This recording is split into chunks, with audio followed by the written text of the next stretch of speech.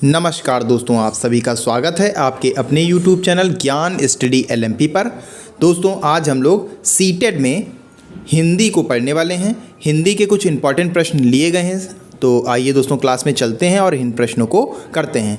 उससे पहले दोस्तों अगर आप चैनल पर पहली बार आए हैं तो चैनल को सब्सक्राइब कर लें, साथ में बेल आइकन को अंडर प्रेस कर लें जिससे अगली क्लास की जानकारी आपको मिल सके। अब आइए दोस्तों क्लास में चलते हैं और आज के प्रश्नों को करते हैं। आज का हमारा पहला प्रश्न है, व्याकरण अनुवाद विधि अधिक बल देती है शुद्धता पर, प्रवाह पर, उपयुक्तता पर, उच्चारण पर। तो दोस्तों इस प्रश्न का सही उत्तर हो जाएगा ऑप्शन ए। दोस्तों इसमें सही हो जाएगा शुद्धता पर। व्याकरण अनुवाद विधि अधिक बल देती है शुद्धता पर। इस विधि में शिक्षार्थियों को व्याकरणिक नियमों के आधार पर लक्ष्य भाषा का भाषिक विवरण समझाया जाता है। यह द्वितीय भाषा शिक्षण की प्राचीनतम विधि है। इस विधि में लेखन कौशल को अधिक महत्व दिया जाता है। यह विधि पहले व्याकरण के नियमों को सिखाती है, फिर उन नियमों को लक्ष्य से मातृभाषा में अनुवाद करने का प्रयोग सिखलाती है। तो इस प्रकार दोस्तों ए ऑप्शन सही हो जाता है। अगला प्रश्न दोस्तों, शिक्षा में भाषा अधिगम की प्रक्रिया को बढ़ावा देने के लिए तकनीक का प्रयोग करना कहलाता है। IT, ITC, सूचना प्रौद्योगिकी, संप्रेषण प्रौद्योगिकी। तो दोस्तों इस प्रश्न का सही उत्तर हो जाएगा, शिक्षा में भाषा अधिगम की प्रक्रिया को बढ़ावा देने के लिए तकनीकी का प्रयोग करना ITC कहलाता है। ऐसी सामग्री जो सूचनाओं को संचित करने तथा प्रसारित करने की सुविधा प्रदान करता है, सूचना एवं संचार प्रौद्योगिकी कहते हैं। Radio, television, computer, internet, mobile आदि इसके उदाहरण हैं। ये दृश्य श्रव्य सामग्री हैं। भाषा अधिगम प्रक्रिया को प्रभावशाली बनाने के लिए अनेक प्रकार के सूचना एवं संचार माध्यमों का प्रयोग किया जाता है। इसके माध्यम से शिक्षार्थी भाषा के नए रूपों से परिचित होते हैं। तो इस प्रकार दोस्तों बी ऑप्शन हमारा सही हो जाता है। आइए दोस्तों अगले प्रश्न पर चलते हैं। दोस्तों 3 से 11 नीचे दिए गए गद्यांश को पढ़कर पूछे गए प्रश्नों के सबसे उपयुक्त उत्तर वाले विकल्प को चुनिए। दोस्तों ये गद्यांश दिया हुआ है, इसको आपको पढ़ना है और आगे आने वाले प्रश्नों के उत्तर देना है। ये थोड़ा सा और इसमें दिया हुआ है गद्यांश, आप इसको वीडियो रोक कर पढ़ सकते हैं, स्क्रीनशॉट भी ले सकते हैं। ये दोस्तों और है, उसी के आगे इतना और है। अब दोस्तों इसके आगे प्रश्न आने वाले हैं। अब दोस्तों यहाँ से प्रश्न है, उदार का सार्थक शब्द नहीं है। सहृदय, उद्दत, महानता, श्रेष्ठ। उदार का सार्थक शब्द श्रेष्ठ दोस्तों नहीं होगा। बाकी दोस्तों बाकी जितने भी हैं इसके सार्थक शब्द हैं। अगला है आग्रह शब्द का विलोम। दुराग्रह, अद्रक, विश्वास, आवाहन। तो दोस्तों आग्रह शब्द का विलोम इसमें हो जाएगा दुराग्रह हो जाएगा। तो दोस्तों ए ऑप्शन हमारा दोस्तों सही हो जाएगा। आइए दोस्तों अगले प्रश्न पर चलते हैं। अगला दोस्तों प्रश्न है, विशेषण विशेष का उदाहरण नहीं है। सीसर्ग नाटिका, आड़े हाथ, तीव्र मतभेद, विरोधी प्रचार। तो इसमें दोस्तों सही उत्तर हो जाएगा, विशेषण विशेष नहीं है की बात कही गई है। तो दोस्तों इसमें ए ऑप्शन सही हो जाएगा। बाकी दोस्तों जो भी हैं आड़े हाथ, तीव्र मतभेद, विरोधी प्रचार, ये दोस्तों विशेषण और विशेष हैं। अगला दोस्तों प्रश्न है, गांधी जी किस पत्रिका में क्रांतिकारियों और देशभक्तों द्वारा उन्हें लिखे गए पत्रों की चर्चा किया करते थे? नवजीवन, इंडियन ओपिनियन, यंग इंडिया, हरिजन। तो इस प्रश्न का दोस्तों सही उत्तर हो जाएगा, जब आप गद्यांश पढ़ेंगे तो इसमें यंग इंडिया आपको आंसर मिल जाएगा। तो सी ऑप्शन हमारा सही हो जाएगा। आइए दोस्तों अगले प्रश्न पर चलते हैं। अगला दोस्तों प्रश्न है, प्रस्तुत गद्यांश का मुख्य विषय क्या है? गांधी जी के परम सहयोगी महादेव भाई देसाई, बी है गांधी जी और विविध समाचार पत्र, सी है महादेव जी का साहित्यिक संस्कार और डी ऑप्शन में है गांधी जी का अनुपम साहित्य। तो दोस्तों इस प्रश्न का सही उत्तर हो जाएगा गांधी जी की परम सहयोगी महादेव भाई देसाई। तो ए ऑप्शन दोस्तों इसमें सही हो जाएगा। आइए दोस्तों अगले प्रश्न पर चलते हैं। अगला दोस्तों हमारा प्रश्न है, गांधी जी के पास आने से पहले महादेव जी कहाँ कार्यरत थे? एक सरकारी विद्यालय के प्रधानाध्यापक के रूप में, सरकार की एक पुस्तकालय में, सरकारी कार्यालय में क्लर्क के रूप में, सरकार के अनुवाद विभाग में। दोस्तों इस प्रश्न का सही उत्तर हो जाएगा ऑप्शन डी दोस्तों सही हो जाएगा। जब दोस्तों आप गद्यांश पढ़ेंगे तो आपको उत्तर मालूम हो जाएगा। आइए दोस्तों अगले प्रश्न पर चलते हैं। अगला प्रश्न है, गद्यांश के अनुसार किस पेशे में काले को सफ़ेद, सफ़ेद को काला करना होता है? पुलिस के, वकील के, अनुवादक के, राजनीतिक के। तो दोस्तों इस प्रश्न का सही उत्तर हो जाएगा बी ऑप्शन दोस्तों इसमें सही हो जाता है।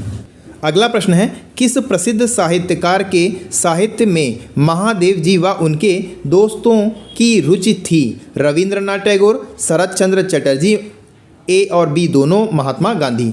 तो इस प्रश्न का सही उत्तर हो जाएगा रविंद्रनाथ टैगोर और शरत चंद्र चटर्जी। तो सी ऑप्शन हमारा सही हो जाएगा। आइए दोस्तों अगले प्रश्न पर चलते हैं। ये दोस्तों गद्यांश पर आधारित आखिरी प्रश्न है, संस्कार में कौन सा उपसर्ग है? चार दोस्तों दिए हुए हैं, आपको बताना है इनमें से कौन सा सही है। इसमें दोस्तों सम सही हो जाएगा, बी ऑप्शन हमारा सही हो जाएगा। अब दोस्तों अलग से प्रश्न है, अब ये गद्यांश पर आधारित नहीं है। प्रश्न है, अपने लिखने की शुरुआत यात्रा आड़ी तिरछी रेखाएं बनाकर करते हैं, यह चिन्ह कहलाते हैं? चित्रकारी, कीरम कांटे, लिखना, स्वयं की वर्तनी। तो इस प्रश्न का दोस्तों सही उत्तर हो जाएगा, इसमें दोस्तों बी ऑप्शन हमारा सही हो जाएगा। बच्चे अपने लिखने की शुरुआत यात्रा आड़ी तिरछी रेखाएं बनाकर करते हैं, ये चिन्ह कीरम कांटे कहलाते हैं। यह स्वेच्छा से या शिक्षण द्वारा तय गतिविधि के अंतर्गत किया जाता है। इस प्रक्रिया के माध्यम से बच्चे सर्वप्रथम लिखना सीखते हैं। तो बी ऑप्शन सही हो जाता है। आइए दोस्तों अगले प्रश्न पर चलते हैं। अगला दोस्तों हमारा प्रश्न है, सभी बच्चे उन गतिविधियों द्वारा अभिप्रेरित होते हैं। ऑप्शन है दोस्तों, जिनकी योजना वयस्क द्वारा बनाई जाती है, जिनकी योजना बच्चों द्वारा बनाई जाती है, जो बच्चों के लिए अर्थपूर्ण होती है, जो अध्यापक के लिए अर्थपूर्ण होती है। तो दोस्तों इस प्रश्न का सही उत्तर हो जाएगा, इसमें दोस्तों हो जाएगा सही, जो बच्चों के लिए अर्थपूर्ण होती है। तो सी ऑप्शन दोस्तों हमारा सही हो जाएगा। सभी बच्चे उन गतिविधियों द्वारा अभिप्रेरित होते हैं जो बच्चों के लिए अर्थपूर्ण होती है।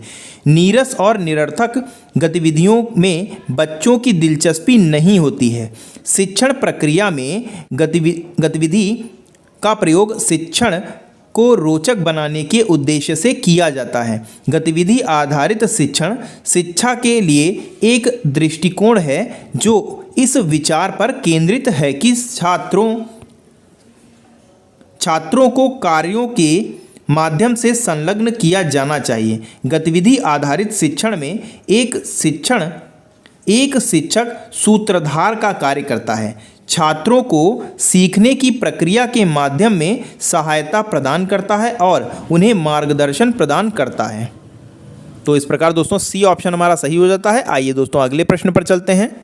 अगला दोस्तों हमारा प्रश्न है, प्राथमिक स्तर पर किसी गतिविधि या किसी खेल के लिए अनुदेशन किया जाना चाहिए। ऑप्शन है दोस्तों, बच्चों की घर की भाषा या मातृभाषा में, द्वितीय भाषा या अंग्रेजी भाषा में, विद्यालय की भाषा या राज्य भाषा में, शिक्षक की भाषा या अनुदेशन की माध्यम से।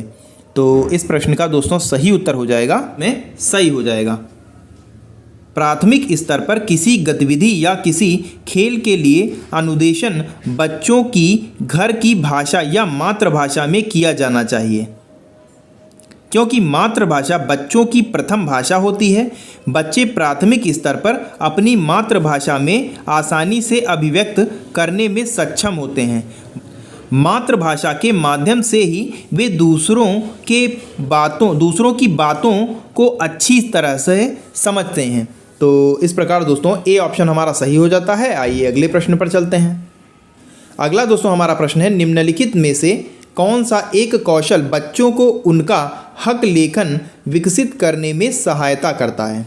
ऑप्शन है, अलमारी में कपड़ों को फैलाना, कुछ छलका देना, तीलियां उठाना, धागे में मन के पिरोना। तो इस प्रश्न का सही उत्तर हो जाएगा दोस्तों, सही जवाब हो जाएगा ऑप्शन डी दोस्तों, इसमें सही हो जाएगा, धागे में मन के पिरोना। तो धागे में मन के पिरोना कौशल बच्चों को उनका हस्तलेखन विकसित करने में सहायता करेगा, क्योंकि मन के पिरोने के लिए बच्चों को अपने आँख व हाथ में तालमेल बिठाना पड़ेगा। हस्तलेखन के लिए यह क्रिया आवश्यक है। तो डी ऑप्शन सही हो जाता है। अगला प्रश्न है, कहानियाँ बच्चों को भाषा अधिगम का आनंद लेने तथा उनमें विकसित करने के लिए प्रोत्साहित करती हैं। ऑप्शन है साहित्य का सराहना बोध, भाषा के रूपों में जीवन कौशल, गद्यात्मक कौशल। तो इस प्रश्न का दोस्तों सही उत्तर हो जाएगा, कहानियाँ बच्चों को भाषा अधिगम का आनंद लेने तथा उनमें साहित्य की सराहना बोध विकसित करने के लिए प्रोत्साहित करती हैं। कहानी अधिगम प्रक्रिया का प्रभावी उपकरण है जो शिक्षार्थी के पठन विकल्पों को व्यापक बनाता है। भाषा की कक्षा में कहानी का मुख्य उद्देश्य बच्चों की कल्पना शक्ति का विकास करना होता है। तो ए ऑप्शन दोस्तों सही हो जाता है। आइए दोस्तों अगले प्रश्न पर चलते हैं। दोस्तों अगला प्रश्न है, बच्चों में भाषा जैविक रूप से उपस्थित होती है तथा वह भाषा बच्चों में ठीक उसी तरह से विकसित होती है जैसे कि अन्य जैविक कार्य। यह कथन किसने कहा है? ऑप्शन है दोस्तों B.F. Skinner, Noam Chomsky, Vygotsky, gene पियाजे। तो इस प्रश्न का दोस्तों सही उत्तर हो जाएगा नोम चॉम्स्की। तो बी ऑप्शन दोस्तों हमारा सही हो जाता है। बच्चों में भाषा जैविक रूप से उपस्थित होती है तथा वह भाषा बच्चों में ठीक उसी तरह से विकसित होती है जैसे कि अन्य जैविक कार्य। यह कथन नोम चॉम्स्की ने कहा था। उनके अनुसार बच्चों में भाषा अर्जन करने की क्षमता जन्मजात होती है। तो बी ऑप्शन सही हो जाता है। अगला प्रश्न है, द्विभाषी बच्चे या दो भाषा जानने वाले बच्चे किसी से बात करते समय पर आया एक भाषा के शब्दों का प्रयोग करते हैं, कहलाता है संगीत बदलना, संगीत मिश्रित करना, बहुभाषिता, दक्षता स्तर। तो इस प्रश्न का दोस्तों सही उत्तर हो जाएगा संगीत बदलना। ए ऑप्शन सही हो जाता है। द्विभाषी बच्चे या दो भाषा जानने वाले बच्चे किसी से बात करते समय प्रायः एक भाषा के शब्दों का प्रयोग करते हैं जो संकेत बदलना कहलाता है।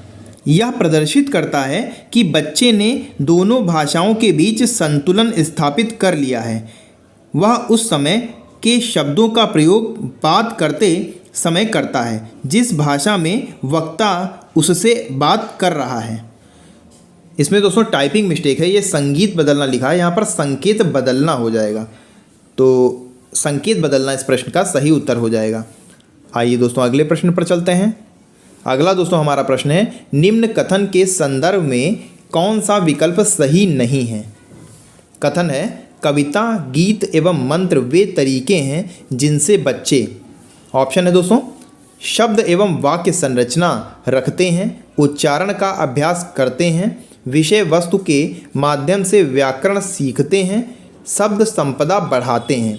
तो इस प्रश्न का दोस्तों सही उत्तर हो जाएगा, बच्चे विषय वस्तु के माध्यम से व्याकरण नहीं सीखते अपितु उदाहरणों के माध्यम से सीखते हैं। कविता, गीत एवं मंत्र वे तरीके हैं जिनमें बच्चे शब्द एवं वाक्य संरचना रटते हैं, उच्चारण का अभ्यास करते हैं, व शब्द संपदा बढ़ाते हैं। तो दोस्तों 3 नंबर का ऑप्शन यानी सी ऑप्शन हमारा सही हो जाता है। सी ऑप्शन सही हो जाता है। आइए दोस्तों अगले प्रश्न पर चलते हैं। अगला दोस्तों प्रश्न है 20 नंबर का प्रश्न है और आज का हमारा अंतिम प्रश्न है। प्रभावी रूप से व्याकरण पढ़ाने के बारे में निम्न में से कौन सा एक कथन सही नहीं है? ऑप्शन है दोस्तों वास्तविक संप्रेषण के रूप में प्रस्तुत करना, संदर्भों के अनुसार व्याकरण के प्रासंगिक नियम बताना, वास्तविक जीवन में संप्रेषण के समान अभ्यास करने के अवसर देना, नियमों को रखकर तथा अभ्यास करके व्याकरण सीखना। तो दोस्तों इस प्रश्न का सही उत्तर हो जाएगा नियमों को रटकर तथा अभ्यास करके व्याकरण सीखना। प्रभावी रूप से व्याकरण पढ़ाने के बारे में सही नहीं है। यह व्याकरण सिखाने की बोझिल व कठिन विधि है। व्याकरण सिखाने की प्रभावी विधि वास्तविक उदाहरणों के माध्यम से नियमों को समझाना है। तो इस प्रकार दोस्तों डी ऑप्शन सही हो जाएगा। दोस्तों आज के लिए बस इतना ही। कैसी लगी आज की क्लास कमेंट करके ज़रूर बताएं, और अगर अच्छी लगी हो तो लाइक करें। और अगर दोस्तों अभी तक आपने चैनल को सब्सक्राइब नहीं किया है तो चैनल को सब्सक्राइब कर लें, साथ में बेल आइकन को अंडर प्रेस कर लें, जिससे अगली क्लास की जानकारी आपको मिल सके। मिलते हैं दोस्तों अगली क्लास में, तब तक के लिए नमस्कार, जय हिंद, जय भारत।